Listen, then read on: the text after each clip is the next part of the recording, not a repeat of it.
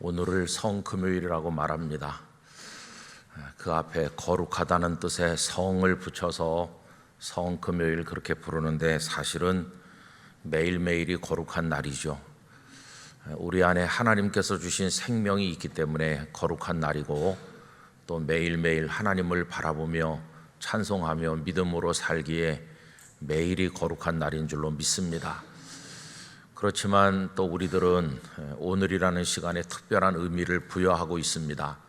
예수님께서 우리를 위해 십자가에 달리신 날이기 때문이죠. 지금 이 시간쯤에는 예수님께서 이리저리 끌려다니시며 재판받으시고 사람들에게 모욕을 당하시는 시간이라고 생각합니다. 주님의 그 고통으로 인해서, 그 사랑으로 인해서 우리는 이처럼 평온한 가운데 새벽 기도에 모였으니 이 은혜와 사랑을 깊이 감사하고 하나님께 영광을 올려드리기를 간절히 원합니다. 지금 이 새벽에 한국의 곳곳에서 성도들이 다 모여서 오늘이 예수님 십자가에 달린 금요일이라고 생각을 하며 우리처럼 하나님 앞에 모여서 기도하고 있을 것입니다. 이 땅을 고치시는 하나님의 은혜가 오늘 임해서 대한민국 사회를 하나님께서 치료해 주시고, 그 속에서 고통받으며 살고 있는 많은 하나님의 백성들을 위로해 주시고, 예수님의 고난을 통한 생명의 역사가 우리 중에 충만하기를 간절히 기원합니다. 누가복음을 하루씩 생각하는 가운데 오늘은 우리 기독교인이라면 누구나 익숙하다고 스스로 생각할 수 있는 말씀을 읽었습니다. 근데 오늘 말씀은 왜 유명한가 하면 그 뒤쪽에 예수님께서 말씀하신 소위 선한 사마리아인의 비유라고 하는 것이 등장하기 때문입니다. 그래서 이 본문을 한번 이렇게 읽은 이후에 오늘 본문의 중요한 내용이 뭡니까? 그러면 대부분의 사람들은 그 선한 사마리아인의 비유를 떠올리게 될 것이고, 그 사람이 강도 만난 사람을 도와준 일을 생각하면서 예수님께서 가서 너도 이와 같이 하라 했으니 우리도 어려움을 당한 사람에게 사랑을 베풀어야 되겠습니다, 이렇게 대답을 할 것입니다. 그런데 사실 오늘 본문에서 그 비유는 핵심이 아닙니다. 그 비유는 오히려 그 앞에 나오는 어떤 대화를 보충하고 그걸 바로 잡아주기 위한 비유였고, 우리가 더 주목해서 볼 것은 그 비유 이전에 한 율법 교사와 예수님 사이에 진행된 대화라고 말할 수가 있겠습니다. 그래서 이 본문을 이해하는 초점을 어디다 둘 것인가 하는 것이 중요합니다. 한 율법 교사가 와서 예수님께 질문을 하였죠. 근데 그 질문이 무엇이었습니까? 여러분, 오늘 말씀 시작되는 25절을 보시기 바랍니다. 25절, 어떤 율법 교사가 일어나 예수를 시험하여 이르되, 선생님, 내가 무엇을 하여야 영생을 얻으리까? 라고 질문을 하였습니다. 그런데 이 사람의 질문은 모르기 때문에 하는 질문도 아니고, 예수님께 배워서 뭔가를 깨달아 보려고 하는 질문도 아니었습니다. 예수님을 믿으려 하는 의지를 가진 질문도 아니죠. 거기 분명히 언급되어 있는 것처럼 시험하는 질문이었습니다. 한마디로 말하면 나는 율법 교사다. 나는 무엇을 하여야 영생을 얻는지 잘 알고 있다. 그런데 선생이라고 하는 당신 예수는 알고 있느냐? 내가 한번 테스트 해보고 싶다. 이렇게 교만하기 짝이 없는 태도로 예수님께 했던 질문이었습니다. 여러분, 그는 예수님을 믿으려 한 사람이 아니고 시험하는 자였습니다. 우리는 흔히 아는 게 힘이라고 말하죠. 그런데 이 사람에게는 아는 게 병이라는 것을 알게 됩니다.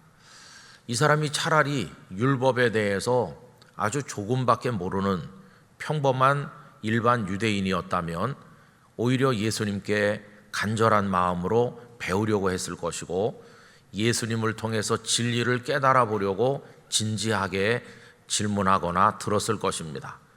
그런데 이 사람은 그런 평범한 유대인이 아니고 나는 율법 교사야 이렇게 자부심을 가지고 있었기 때문에, 또 실제로 율법을 많이 알고 있었기 때문에 그의 지식이 그를 진리로 생명으로 인도한 것이 아니라 오히려 그의 지식이 그를 올무에 걸리도록 만들고 수렁에 빠지게 만들고 진리에 가까이 다가서지 못하게 방해가 된 것을 볼 수 있습니다. 그러니 이 사람에게는 아는 게 힘이 된 게 아니라 아는 게 오히려 독이 되고 병이 된 것을 우리가 생각하게 되는 거죠.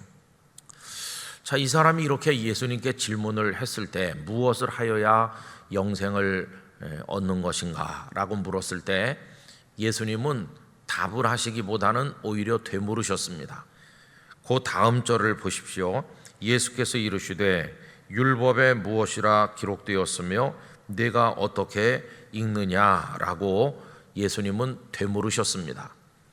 근데 여러분, 예수님께서 질문하실 때 그래 네 생각엔 어떠냐라고 물으신 게 아닙니다. 그냥 일반적인 견해를 질문하신 게 아니죠. 예수님은 그 앞에 단서를 하나 붙이셨는데 율법에 무엇이라 기록되었느냐, 율법에 라고 하는 단서를 붙여서 질문하셨습니다. 왜 율법에 라고 하셨을까요? 지금 예수님 앞에 서 있는 그 사람이 율법 교사이기 때문입니다. 율법에 라고 물으시는 것은 풀어서 생각하면 이런 거죠. 그래, 내가 율법을 잘 알고 사람들에게 가르치는 율법 교사라지, 내가 율법에 정통하다고 자부하고 있다지. 자, 그러면 내가 그렇게 붙들고 있는 너의 인생의 근거가 되어온 율법에 뭐라고 되어 있느냐, 이렇게 물으신 거죠. 여러분, 이것은 그 사람 개인에게 던지신 질문이 아닙니다. 사실은 율법을 중심으로 구축되어 있었던 사회가 움직여지고 있었던 그 유대 사회, 유대인 전체를 향한 질문이었습니다. 너희들이 그렇게 오랫동안 율법 하면서 살아왔는데 너희들이 생명같이 여긴다는 그 율법에 뭐라고 돼 있는지 네가 온 유대인의 대표로 대답해봐라, 그런 말씀이었어요. 지금 예수님께서는 율법을 존중하지만 율법에 따라 살지도 않고 율법을 통해서 하나님을 제대로 섬기지도 않고 있는 이 왜곡된 유대 사회 전체를 향해 통렬한 비판을 가하기 위해서 지금 예열 작업을 하고 계시다, 그렇게 말할 수 있습니다. 그래, 율법에는 뭐라고 돼 있는지, 어떻게 읽는지 우선 너부터 대답해봐라. 그랬더니 이 사람의 아쉬움이 거기 등장하는 거죠. 예수님, 저는 율법에 뭐라고 돼 있는지 잘 모릅니다. 차라리 이랬으면 참 좋았을 뻔했어요. 예수님, 저는 어떻게 해야 영생을 얻는지를 몰라서 지금 여기 왔습니다. 제게 좀 가르쳐 주십시오. 이랬으면 오히려 은혜에 가까운 사람인데, 이 사람은 율법에 뭐라고 돼 있느냐고 하니까 대뜸 대답을 너무 잘해요. 여러분, 대답을 너무 잘하는데 우리의 슬픔이 있습니다. 왜 그러냐 하면 오늘 우리들도 대답을 너무 잘하거든요. 우리도 다 전문가예요. 몇십 년 교회 다니다 보니까 예수님이 누구신지 알아? 알지. 그럼 누구신데? 주는 그리스도시요 살아계신 하나님의 아들이시지. 우리도 너무 잘 알아요. 차라리 잘 모르기 때문에 내 신앙생활이 흔들리고 이렇게 형편없는 거라면 위로가 돼요. 위로. 내가 잘 몰라서 그래, 이렇게 위로라도 받을 텐데 알 거 다 아는데도 흐느적거리고 있으니까 슬픈 거죠. 교회를 수십 년 다녔는데도 하나님 앞에서 기쁨을 맛볼 줄도 모르고 은혜에 감사한 것도 없고 교회 봉사도 숱하게 많이 하는데도 뭐 어떻게 하는 건지 내 마음에 감격이 없고, 성경 말씀을 100독씩 200독씩 했다고 하는데도 말씀을 따라 사는 삶이 없다면 더 슬픈 거죠. 잘 못하는 게 성경을 아직 1독도 안 해서 그래. 그럼 위로라도 되죠.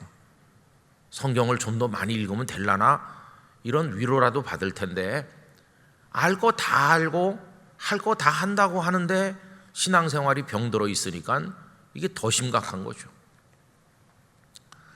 병원에 갔을 때 어디 열이 펄펄 나면 차라리 여기가 굉장히 아프고 여기가 열이 많이 납니다. 그러면 그래 거기 사진 좀 찍어보자. 이러면 병을 발견할 수 있을 텐데 아프기는 굉장히 아픈데 도대체 왜 그런지를 모르면 더 심각한 거 아닙니까? 지금 이 사람이 대답을 잘하는 게 더 슬픈 겁니다. 이 사람 대답이 너무 훌륭해요. 여러분 뭐라고 이 사람이 대답을 했습니까? 그 다음 절에 보시면 대답하여 이르되 잘 모르겠는데요. 차라리 이랬으면 좋았을 걸. 이 사람 바로 대답하죠. 내 마음을 다하며 목숨을 다하며 힘을 다하여 뜻을 다하여 주 너의 하나님을 사랑하고 또한 내 이웃을 네 자신같이 사랑하라 하였나이다. 예수님이 채점을 하시는 상황이죠. 대답에 대해서. 근데 채점이 두 가지 종류가 있다는 걸 알아야 됩니다. 우선 종이에 써서 내듯 사람들의 귀에 들리듯 표면적인 답안지에 대해서 예수님은 100점을 주셨어요. 100점. 그 다음 절에 보시면 예수께서 이르시되 내 대답이 옳도다. 100점이야. 거기까지는 100점이죠. 거기까지. 근데 답안지에 대한 채점표가 하나 또 있어요. 그 두 번째 채점표는 뭡니까? 그 다음에 계속 읽어보면 이를 행하라 그리하면 살리라 하시니 써서 내는 답안지는 100점을 맞았는데 또 하나의 채점표는 빵점이에요. 왜냐하면 행하지는 않으니까. 그래서 이 사람은 100점짜리 답안지와 빵점짜리 답안지를 둘 다 가진 사람이죠. 이게 지금 그 사람의 문제일 뿐만 아니라 오늘 우리들의 문제이기도 해요. 언제나 이 사이에서 우리는 오락가락하고 있고 영적인 갈피를 못 잡고 헤맬 때가 얼마나 많은가, 이런 우리 부끄러운 모습을 생각해 보게 됩니다. 여러분, 이 사람은 이제 그 다음 얘기에서 자기가 빵점이라는 걸 자기도 모르게 과시하고 있어요. 그 다음에 보시면 그 사람이 자기를 옳게 보이려고 예수께 여짜오되 두 번째 질문을 하는 겁니다. 그러면 내 이웃이 누구니까?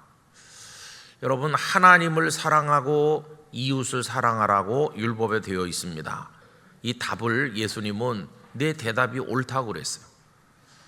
마태복음 22장에 보면 예수님께서도 모든 율법과 선지자의 가장 중요한 강령, 그것으로 하나님 사랑과 이웃 사랑이다. 예수님도 그렇게 정리하신 적이 있었으니까 이 사람의 답은 100점인데, 근데 이 사람이 왜 또 하나의 채점표에서는 빵점인가 하면요, 그 두 번째 질문이 빵점 받아 마땅하다는 걸 보여주고 있잖아요. 뭐라고 물었습니까? 내 이웃이 누구니까? 아니, 그 어렵고 복잡한 방대한 율법을 하나님 사랑과 이웃 사랑으로 명료하게 정리하는 실력을 갖춘 이 율법 교사가 자기가 사랑해야 될 이웃이 누군지를 모른다는 게 이게 말이 되겠습니까? 이 사람은 이걸 당연히 알고 있는 거죠. 누가 내가 도와야 될, 사랑해야 될 이웃인가를 이 사람이 모르는 게 아닙니다. 마치 이 질문은 뭐와 같으냐 하면 아주 고차원의 미분 적분을 잘 푸는 학생이 선생님 보고 그럼 요 5 더하기 10은 어떻게 되는 겁니까? 이거 물어보는 거나 똑같은 거예요. 아주 어려운 문제를 잘 푸는 학생이 덧셈을 못해서 도와달라고 하는 것처럼 앞뒤가 안 맞는 거예요. 그럼 여러분, 이런 앞뒤가 안 맞는 어이없는 질문을 하는 이유가 뭡니까? 그 이유가 거기 분명히 밝혀져 있죠. 자기를 옳게 보이려고. 그래서 마치 이렇게 말하는 것과 같아요. 예수 선생님, 그렇죠. 제 대답이 옳다고 말씀해 주셔서 감사합니다. 율법은 하나님을 사랑하고 이웃을 사랑하는 거죠. 저도 늘 그렇게 준비가 돼 있고 그렇게 하려고 애쓰고 있답니다. 그런데요, 제가 특별히 사랑해 줘야 될 이웃이 누군지 좀 알려주시겠습니까? 이렇게 묻는 거죠. 자기는 율법대로 살 준비가 완벽하게 다 돼 있고 그런 사람인데 이웃이 누군지 몰라서 못한다는 듯이 지금 거긴 예수님과 이 사람 둘만 있는 게 아니거든요. 제자들도 있고 다른 사람들도 아마 거기 있었을 거예요. 그 지켜보는 사람들 앞에서 야, 과연 율법 선생님이 다르긴 다르구나. 이분은 지금 율법에 대해서도 아주 박학하시고 모든 걸 꿰뚫고 계신 분이시구나. 거기다가 그걸 실행하기 위해서 이웃이 누구냐고 묻고 계시구나. 와, 훌륭한 율법 선생님이다. 이렇게 사람들 앞에서 옳게 보이고 싶은 거예요. 그래서 이렇게 질문하는 거죠. 그랬더니 그 사람의 그 질문에 대한 답으로 예수님께서 하신 말씀이 바로 그 비유입니다. 비유. 그럼 여러분, 이 비유는 그 사람이 이웃이 누구냐고 물어봤기 때문에 이웃이 누구인가를 알려주기 위해서 말씀하신 비유일까요? 그게 아닙니다. 이웃이 누군지 모르기 때문에 이웃이 누군지를 알려주기 위해서 하신 말씀이 아니고요, 뻔히 알면서 하지 않고 있는 그들의 모순과 이중성을 공격하시기 위해서 통렬한 비판으로 하신 말씀이거든요. 그 비유 내용은 잘 아시잖아요. 강도 만난 사람이 있어요. 예루살렘에서 여리고로 내려가다가 한 사람이 강도 만나서 지금 막 거반 죽게 돼 가는데 거기 3명이 등장하죠. 근데 참 예수님은 달변의 이야기꾼이시면서도 또 아주 예수님 통렬한 비판을 가하신다는 걸 알 수 있어요. 그 3명을 등장시키는데 뭐 다양하게 등장시킬 수 있지 않습니까? 예를 들면 어떤 상인이 지나가고 있었다라든가 뭐 이렇게도 할 수 있고 다양하게 그 등장인물을 변경할 수 있어요. 근데 예수님은 유대 사회에서 가장 거룩한 한 꼭지점에 있는 사람들을 2명을 등장시켜요. 우선 제사장이 등장했어요. 여러분, 유대 종교 그 율법을 중시하고 무엇인가를 행해야 영생을 얻는다고 행함을 강조하는 행위 종교인 그 유대교회에 있어서 최정점 높은 곳에 있는 사람이 누굽니까? 바로 제사장이죠. 제사장이 유대 종교를 상징하는 대표 아닙니까? 그 제사장을 이야기 속에 등장시키셨어요. 그 다음에 2번째로는 레위인을 등장시키셨는데, 레위인은 그 제사장들 주변에 있으면서 하나님을 섬기는데 평생을 바친다는 사람들이에요. 가끔씩 하나님을 한 번씩 부르는 사람이 아니고 평생을 하나님을 위해 존재한다는 가장 거룩한 사람들 2명을 등장시켰어요. 그래서 그들을 좀 안 된 말로 그냥 묵사발을 만드셨어요. 그들은 강도 만난 사람을 못 보았기 때문에 지나간 게 아니라 보고도 피하여 갔다, 이렇게 말씀했어요. 그럼 여러분이 제사장이나 레위인이 율법에 대해서 정통한 사람들이고 가장 거룩한 그들의 종교 시스템에 있어서 최정점에 있는 사람들인데, 이 사람들의 피하여 그냥 가는 그 행위를 통해서 드러나고 있는 게 뭡니까? 그들의 종교가 죽었다 하는 것을 말해주는 거죠. 보고도 피하여 지나가는 사람들이 드리는 제사, 그들이 집례하는 제사, 그들이 가르치는 율법, 그건 죽은 겁니다. 지금 예수님은 그걸 통해서 너희들은 지금 죽은 걸 붙들고 있다. 너 율법 교사인 너도 그렇다. 죽은 걸 붙들고 있는 거야. 마치 시체를 끌어안고 시체가 예쁘죠? 그렇게 말하는 거나 똑같은 거다.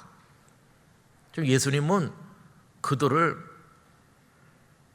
굉장히 통렬하게 비판하시는 거예요. 그리고 3번째 등장한 사람은 누굽니까? 사마리아인이에요. 그냥 평범한 한 유대인 남자가 3번째 등장인물을 그렇게 바꾸셨으면 듣는 사람들의 자존심이 그래도 조금은 덜 상했을지도 모르는데, 예수님은 유대인들이 사람으로 취급하지도 않는 사마리아인을 그 속에 등장시켜서 한쪽에는 가장 거룩하다는 제사장과 레위인을 두시고 한쪽에는 가장 더러운 밑바닥에 있는 사마리아인을 등장시켜서 이 사마리아인으로 하여금 제사장과 레위인을 짓밟게 만드시는 거예요. 얼마나 예수님의 이야기 속에 칼이 감춰져 있는지 알 수 있죠. 근데 그 사마리아인이 강도 만난 사람을 구조해주고 또 돌봐주고 치료비가 더 들면 내가 나중에 다시 와서 또 비용을 부담하겠다, 이렇게 했다는 것입니다.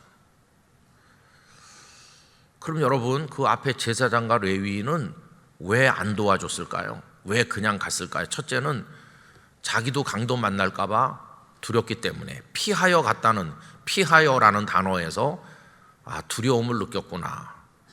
두려움을 느꼈겠다는 그 얘기는 우리가 동감할 수 있어요. 왜냐하면 우리도 거기 있었더라면은 강도가 또 나오면 어떡하지? 우리도 느꼈을 감정이니까 두려워서 갔다는 거에는 우리도 이해할 수 있어요. 그죠? 근데 이제 이 사람이, 이 제사장과 레위인이 그냥 간 두 번째 이유는 이게 참 우리가 생각해 봐야 되는 거죠. 어떤 분이 좀 해학적으로 이렇게 말했어요. 만약에 거기 CCTV가 설치되어 있었으면 도와줬을 거다. 여러분 어떻게 생각하세요? CCTV가 설치되어 있었다면 도와줬을 거라고.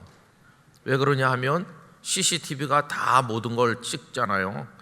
그래서 나중에 그 강도 만난 사람이 깨어난 다음에, 회복된 다음에, 아니 제가 어떻게 여기 이렇게 지금 와 있나요? 제가 강도한테 얻어맞고 정신을 잃었는데요. 그러면 이제 그 주막집 주인이 어떤 귀하게 생기신 분이 당신을 여기다 이렇게 해놓고 그러고 갔다고. 경찰이 와가지고 사건 수사를 하면서 강도 만난 지점이 어디입니까? 어디서 그런 일이 있었어요? 예, 제가 어디쯤 오다 그랬는데요. 그럼 그 주변 CCTV를 확인해 보자. 확인했더니 참 놀랍게도 CCTV에 귀하신 제사장님이 그를 다 보듬어 안고 치료하고, 그리고는 자기가 제사장이라는 걸 알리지도 않고 조용히 가면 그 경찰관이 기자를 만나갖고 우리가 CCTV에서 범인을 잡으려고 보다 보니까 예루살렘 성전에 그 아무개 제사장님이 그를 구조한 걸 알게 됐습니다. 그럼 기자들이 그 제사장을 찾아가서 과연 제사장님은 제사장님이라고, 어떻게 그렇게 아무도 보는 사람이 없는데 훌륭한 일을 하셨나요? 그러면 속으로 CCTV가 보고 있다는 걸 내가 알았거든, 이렇게 말하겠죠. 여러분, 이게 왜 지금 앞과 그 연결되는 거냐 하면요, 그 사람이 내 이웃이 누구냐고 물었을 때 그 질문하는 동기가 뭐였습니까? 자기를 옳게 보이려고. 자기를 옳게 보이려고. 누군가가 봐줘야 되는 거예요. 와, 훌륭하십니다, 이렇게. 누군가가 봐주면 하고 아무도 안 보면 안 하는 거예요. 그러니까 거기 CCTV가 있었으면 했을 거라는 말이 이해가 되잖아요. 얼마나 이게 위선적인가 하는 거를 알려주잖아요. 그럼 여러분, 이 속에서 흐르고 있는 것 속에 이런 얘기도 할 수 있죠. 아까 그 율법 교사가 질문할 때 무엇을 하여야, 이렇게 물었어요. 이 사람은, 예수님, 내가 무엇을 믿어야 영생을 얻겠습니까? 우리는 믿어서 영생 얻는다고 늘 말하잖아요. 하나님께서 세상을 사랑하셔서 독생자를 주셨기 때문에 그 독생자를 믿으면 멸망치 않고 영생을 얻는다, 이렇게 하셨는데, 근데 이 사람은 무엇을 믿어야 영생을 얻느냐, 이렇게 물은 게 아니고 무엇을 하여야 영생을 얻느냐, 행위에 대해서 물었죠. 행위 종교죠. 행위 종교. 율법 종교는 무엇을 해야 된다고 하는 행위 종교고, 행위 종교는 반드시 무엇로 연결되느냐 하면 자기를 과시하려는 대로 연결되게 돼 있어요. 그러니까 이 사람이 자기를 옳게 보이려고 하는 거예요. 그럼 누군가가 봐야 되는 거죠. 사람들 앞에서 옳게 보이고 싶어 하는 거니까. 그런데 그 강도 만난 사람의 그 현장에는 보는 사람이 없으니까 선행을 행해봤댔자 아무도 보지도 않는데 내가 왜 해? 그러니까 거기서 그들의 가르침은 죽은 가르침이 되는 거예요. 그리고 여기 아주 심각한 게 있습니다. 그 율법 교사가 율법에는 뭐라고 되어 있느냐고 예수님 물으셨을 때 뭐라고 대답했나요? 하나님을 사랑하는 거, 이웃을 사랑하는 거, 이렇게 하나님과 이웃을 말했잖아요. 그럼 지금 그 사람 마음속에 하나님이 계신 게 맞습니까? 하나님이 안 계신 거예요. 왜 그러냐 하면 아무도 보지 않는다 할지라도 보시는 분이 계시잖아요. 하나님이 계시잖아요. 하나님은 세상의 그 어떤 CCTV보다도 더 밝게 보시는 분이잖아요. 여러분, 중요한 것은 옳게 보이려는 사람이 되는 게 아니라 옳은 사람이 되는 게 중요합니다. 옳게 보이려고 애쓰지 않아도 옳은 사람이 되면 하나님이 다 보고 계셔요. 근데 여기 강도 만난 사람 곁을 지나간 제사장이나 레위인은 아무도 없네, 선행을 해봤댔자 봐줄 사람도 없네 하고 지나가는 건데, 그들이 하나님의 존재를 믿었더라면 하나님이 보고 계시다. 이웃을 사랑하라는 말씀은 내가 창작한 게 아니라 하나님이 주신 말씀이다. 그럼 하나님이 보고 계시는데, 내가 하나님을 경외하고 하나님을 믿는 사람이라면 당연히 그 사람을 도와야 되는 거지. 옆에서 누가 보든지 박수를 치든지 안 하든지 상관없이. 근데 이 제사장이라 레위인의 마음에는 하나님이 없는 거예요. 지금 예수님은 그걸 공격하는 겁니다. 너희 종교 속에는 하나님이 없지 않느냐. 입에는 하나님이 있지만 너희의 영혼 속에는 하나님을 생각하는 마음이 아예 없지 않느냐. 너희는 하나님을 믿는 사람이 아니야. 그럼 여러분, 예수님이 극단적으로 사마리아 사람을 세 번째 등장인물로 등장시키셨는데요, 이 사람은 어떤 사람입니까? 이 사람 뭐 CCTV 있나? 이런 거 살핀 사람이 아니에요. 강도 만난 사람이 있구나. 이 사람도 또 강도가 나올까봐 두렵기는 마찬가지였겠죠. 근데 이 사람은 강도 만난 사람을 보자마자 그냥 저절로 움직이는 거예요. 저절로 몸이 움직여서 다가서서 그 사람 구조하고 또 자기 짐승에 태워서 데려가고 하룻밤을 같이 지내주고 그 다음날 떠나면서 데나리온 2개를 주고 비용 더 들면 내가 와서 또 하겠다고 얘기하고, 이 사람은 그게 마치 매일같이 했던 일인 것처럼 너무나 자연스럽게 그게 나오고 있죠. 그냥 몸에 뱄어요. 그게 체질이 돼. 마치 어제도 그런 일 했고 오늘 아침에도 했고 지금도 하는 것처럼 그냥 자연스럽게 당연히 하는 일이죠. 엄마가 아침에 깨서 가족들 밥을 짓는 게 당연하게 밥 할까 말까 한참 고민하다가 하는 게 아니라 그냥 깨면 당연히 사랑하는 자식들 위해 밥을 짓는 어머니들처럼 이 사람은 그냥 당연히 하는 거예요. 당연히. 여러분, 이 사마리아 사람의 이야기를 통해서 우리는 예수님을 생각하게 돼요. 우리 예수님은 십자가를 지시고 고난받으시고 죽으셨는데 누가 봐주나 해서 하신 게 아니잖아요. 예수님의 우리를 향한 그 고난받으시는 사랑 속에는 그냥 물이 높은 데서 낮은 데로 흐르듯이 그게 자연스러운 것처럼 사랑이신 하나님이시므로 우리를 향한 사랑이 그냥 흐르는 거예요. 그 사랑이 예수님의 체질이고 예수님의 예수님됨을 보여주는 게 그 사랑이죠. 그래서 하나님은 사랑이시라. 여러분, 오늘 본문에서 예수님께서 끄트머리에 가서 너도 이와 같이 하라, 이 말씀 때문에 많은 사람들이 혼선을 빚고 있어요. 예수님을 믿어서 구원받는 줄 나는 알고 있었는데 행해야 구원받나? 기독교가 믿음의 종교인가 행함의 종교인가? 이렇게 이상한 논쟁을 하는 사람이 있어요. 여러분, 여기 이웃을 사랑하라, 그 사랑 속에는 믿음이 다 들어있는 거예요.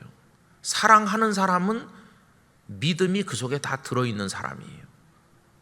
고린도전서 13장 13절이 그걸 보여주잖아요. 믿음, 소망, 사랑, 이 세 가지는 항상 있다고 하시면서 그 중에 제일은 사랑이다. 다른 말로 바꿔 말하면 사랑은 가장 크고 가장 궁극적 가치여서 사랑 안에 믿음도 들어있고 소망도 다 들어있는 거다. 사랑하는 사람이라면 하나님을 믿는 사람이다. 여러분, 그 레위인과 제사장이 하나님을 진실하게 믿는 사람이라면, 하나님이 보고 계시고 하나님은 어디든지 계시고 사랑하라는 말씀을 주신 분이 하나님이시고 나는 하나님을 경외하니까 하나님의 말씀대로 하는 게 당연하고 마땅히 그래야지, 이렇게 하나님을 믿는 사람이라면 제사장과 레위인이 그를 사랑했어야죠. 믿음이 없기 때문에 사랑도 안 하는 것입니다. 하나님을 향한 믿음이 없으니까 보는 사람 없는데 이러는 그 생각은 하나님을 안중에 두지 않기 때문에, 하나님을 믿지 않기 때문에 그는 그냥 가버리는 것이죠. 진정으로 사랑하는 사람 속에는 이미 하나님을 향한 믿음이 전제되어 있는 것이에요. 그래서 여러분, 우리는 고린도전서 13장 그 1절 이하의 이야기를 좀 읽어봐야 됩니다. 하나님이 가슴속에 없는 사람이 하는 선한 행동, 그거는 진정한 사랑이 아닙니다. 이렇게 말씀했죠. 내가 사람의 방언과 천사의 말을 할지라도, 사람의 방언과 천사의 말 막 칭찬해주고 위로해주고 훌륭하십니다, 나는 당신을 정말 좋아해요, 아무리 이렇게 말해도 그 속에 사랑이 없으면, 사랑이 없다는 말 속에는 믿음이 없으면 이거 동의어죠. 없으면 소리나는 구리와 울리는 꽹과리가 되고, 내가 예언하는 능력이 있어 모든 비밀과 모든 지식을 알고, 모든 비밀과 모든 지식을 아는 거, 이 율법 교사가 율법의 핵심을 꿰뚫고 있는 것처럼 다 잘 알아도, 또 산을 옮길 만한 모든 믿음이 있을지라도, 능력을 행하는 믿음, 산을 옮기는다는 거는, 자 보세요 내가 산을 옮기겠어요, 이건 자기를 과시하는 건데 그건 진정한 믿음이 아니에요. 사람들은 우와 대단하다 이러겠지만, 진정한 믿음은 산을 옮기는 그런 거 하지 않더라도 하나님과 교통하는 사람이 되는 게 진정한 믿음이죠. 그래서 그렇게 한다 할지라도 사랑이 없으면 내가 아무것도 아니요, 심지어는 내가 내게 있는 모든 것으로 구제하고, 우리 집 재산을 탈탈 다 털어서 내주고, 또 심지어 내 몸을 불사르게 내줄지라도 사랑이 없으면 내게 아무 유익이 없다. 여러분, 이건 참 놀라운 얘기입니다. 내 몸을 불사르게 내주는 가장 지고지순한 희생을 해도 사랑이 없을 수도 있다는 걸 얘기하는 거죠. 여러분, 아무리 훌륭한 행동을 해도 사랑 없는 행동일 수도 있다는 걸 얘기하는 거죠. 사랑이 없는 행동이라면 그건 가짜다, 이렇게 말씀이 가르치고 있는 거죠. 여러분, 우리가 예수님의 고난을 생각을 할 때 예수님의 고난이 진정인 이유는 뭐냐 하면 우리를 향한 사랑이 있기 때문이에요. 그 사랑에서 그냥 자연스럽게 우리를 위한 예수님의 희생이 나오는 거죠. 사랑을 전제로. 그럼 우리가 예수님을 따라서 살아간다고 할 때 우리 속에 있어야 될 것은 이겁니다. 첫째는 하나님을 향한 믿음이 전제돼야 되고, 두 번째로는 사람의 시선 따위에는 신경을 쓰지 말아야 돼요. 세 번째로는 그게 체질이 돼서 우러나는 사랑으로 사랑해야 되는 것이죠. 그 사랑을 감당하는 과정 속에 고난이 따르게 돼 있어요. 사랑하지 않는 사람에게는 고난이 없어요. 아까도 어머니들 얘기를 했지만, 어머니들이 새벽 일찍 일어나서 예전에 5남매 6남매 도시락을 5개 6개 싸시던 때가 몇십 년 전에 있었잖아요. 그걸 한두 해를 하시는 게 아니라 긴 세월 하시고 머리가 휘어져 다 늙을 때까지 그렇게 하신 그 고난을 감당하신 이유가 뭐냐 하면 사랑이었어. 사랑. 누가 그렇게 해야 된다고 학교에서 가르쳐서 시험을 쳐서 그걸 알았기 때문에 하시는 게 아니라, 학교 문턱에도 못 가본 어머니들도 그게 다 체질이고 그게 본능이고 그게 사랑이고 그냥 우러나는 거였어요. 근데 여러분, 오늘 우리가 하나님을 사랑한다고, 하나님을 믿는다고, 경외한다고 하는 것 속에는 얼마나 많은 위선이 들어있는지 알 수 없어요. 우리는 이 사람처럼 주님을 시험하려고 할 때가 많아요. 나는 아는데 예수 선생은 압니까? 이러면서 시험해. 하나님을 시험하는 교만한 자들이 너무 많아요. 하나님과 마주 앉아 협상하듯 믿음 생활을 그렇게 하는 사람이 있어요. 하나님 앞에 무릎 꿇어본 지가 언젠지, 너무나 도도한 모습으로 고개를 바닥 들고 다리를 꼬고 앉아서 협상하듯 하나님 앞에 버티고 있는 이들이 너무 많아요. 지난번에도 어느 예배 시간에 말씀드렸죠. 어느 교수님이 얘기하더라고요. 목사님, 무릎을 꺾어서 기도하지 않으면 하나님이 목을 꺾을 것 같아요. 목이 고다가지고 하나님이 목을 꺾어버리기 전에 무릎을 꺾어서 기도해야 되겠어요. 엎드려서 하나님 앞에 나가기로 했어요.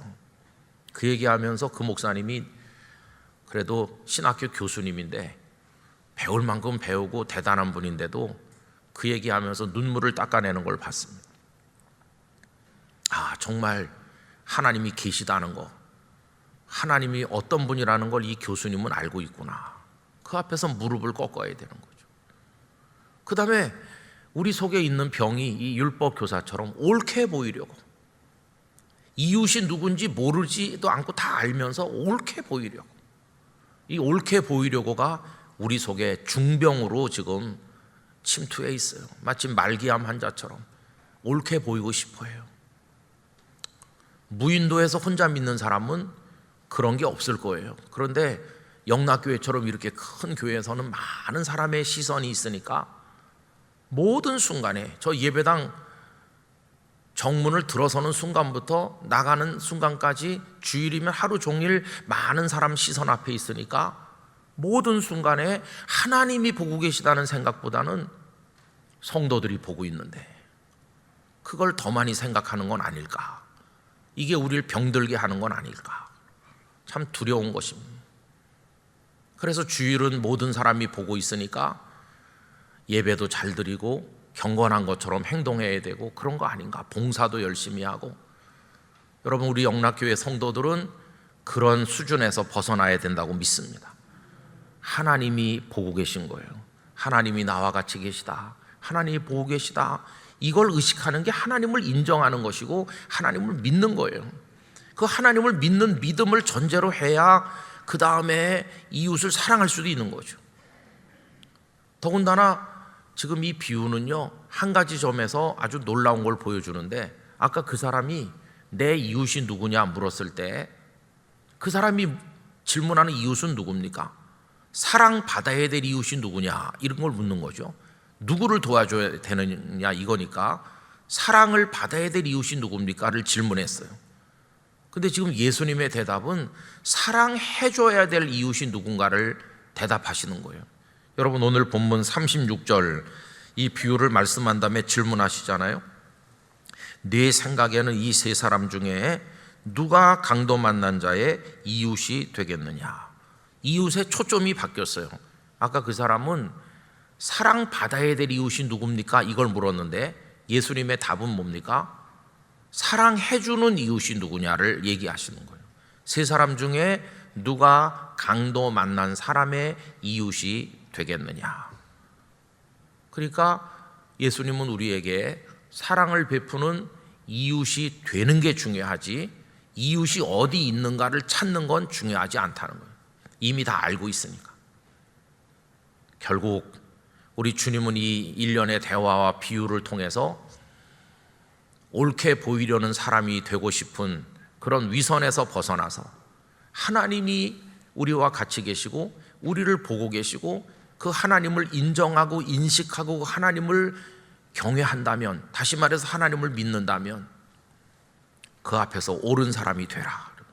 옳은 사람이 되면 옳게 보이려고 애쓰지 않아도 하나님은 다 보아주실 것이고 너의 삶에서는 사랑이 저절로 흘러가서 자연스럽게 사랑해야 될 이웃을 발견하는 순간 사랑하게 될 것이다. 그걸 알려주시는 거죠. 그 과정 속에 너의 그렇게 살아가는 일상 속에 고난이 있기도 하고 어려움이 있기도 하겠지만 그게 그리스도인의 모습이라는 것을 알려주신 것입니다. 여러분, 우리가 이런 모습으로 주님을 믿는다면 뭐 섭섭병에 걸릴까요? 섭섭병. 아무도 안 알아주네. 우리 그런 병에서 벗어날 수 있을 거예요. 그리고 위선적인 이중성에서도 벗어날 수 있을 거예요. 그저 내가 보고 계신 하나님 앞에 하나님을 사랑하기 때문에 기도하는 것이고 부끄럽지만 하나님의 복음을 위해 헌신하는 것, 그걸로 충분한 것이고, 그 외 나머지는 다 중요하지 않아요. 옆에 서 있는 사람들이 중요한 것이 아니라 하나님이 내게 소중한 분이세요. 하나님과 나, 그게 소중한 것이지 뭐 다른 사람들이 어떻게 해, 그거는 중요한 문제가 아니에요. 여기 비유 속에 제사장과 레위인이 이렇게 하고 그냥 돌아가서 성전에 가서 사람들을 또 맞이해가지고 제사를 집례하고 하나님 그 제사를 받으시겠어요? 그게 다 병든 종교의 모습인 것이죠. 오늘 우리가 그런 병에 걸려 있지 않은지를 심각하게 생각을 해봐야 될 것입니다. 저는 우리 영락의 성도들이 이런 우리가 저지르기 쉬운 여러 가지 이중 삼중의 문제로부터 다 벗어나게 되기를 원합니다. 여러분, 하나님은 지금 이 자리에도 우리와 함께 계십니다. 우리의 모든 걸 보고 계십니다. 우리가 왜 새벽 기도에 나왔는지도 다 알고 계십니다. 김 목사, 너는 설교해야 되니까 억지로 온 거 아니냐? 이런 것도 알고 계실 거예요. 모든 걸 다 알고 계실 거예요. 그 하나님 앞에서 때로는 부끄러워하고 때로는 기뻐하면서 그 하나님 앞에 진실하게, 그게 하나님을 믿는 거예요. 그러면서 하나님께서 알려주신 모든 말씀에 따라서 잘 모르면 겸손히 배우고, 다 안다는 이 율법 교사 같은 자부심, 교만 이런 거 다 버리고 아는 만큼 하나님의 선한 은혜를 따라서 감당하면서 누가 받는지 안 받는지 그런 거 중요하지 아니야. 그저 하나님을 사랑했으면 그걸로 충분한 그런 모습으로 우리가 주님을 섬겨 나가야 될 줄로 믿습니다. 그렇게 하다가 때로는 마음을 다치고 때로는 상처를 입고 그럴 때 기뻐하시기 바랍니다. 그게 바로 우리가 맛을 보는 작은 고난이니까 그렇게 하면서 일상 속에서 골고다에 달리신 예수님을 생각하게 되는 것입니다. 오늘 하루도 그런 마음으로 살아가길 바라고, 우리 영락교회 성도들은 전부가 다 이런 모습으로 하나님을 영화롭게 하는 진정한 하나님의 사람들 되시기를 간절히 축원합니다. 기도하겠습니다. 거룩하신 아버지 하나님, 고난주간 성금요일 아침을 맞이해서 하나님 앞에 왔습니다. 여기 율법 교사의 모습 속에서 부끄럽고 왜곡된 저희 자신을 봅니다. 예수님의 비유 속에 나오는 이야기를 통해서 죽은 종교의 허울을 저희들이 들여다봅니다. 저희들이 그와 같지 않았는지 회개합니다. 이제는 하나님을 진정으로 인정하고 믿으면서 거기서 우러나오는 사랑으로 하나님의 뜻을 받드는 사람 되게 하시고, 그 과정에 어떤 고난이 있다 할지라도 그것을 기쁨으로 감당하는 저희 모두가 되게 하여 주시옵소서. 주님 골고다에 달리신 것을 생각하며 지내는 오늘입니다. 이 하루 동안 경건하게 하시고 저녁에 있을 기도회에도, 내일 아침 특별 새벽기도회에도, 또 돌아오는 주일 부활절도 하나님의 축복 가운데 지나게 하여 주시옵소서. 이제는 주 예수 그리스도의 은혜와 아버지 하나님의 사랑과 성령님의 교통하심이 함께하신 영락의 성도들 중에 영원히 충만하시기를 축원하옵나이다. 아멘.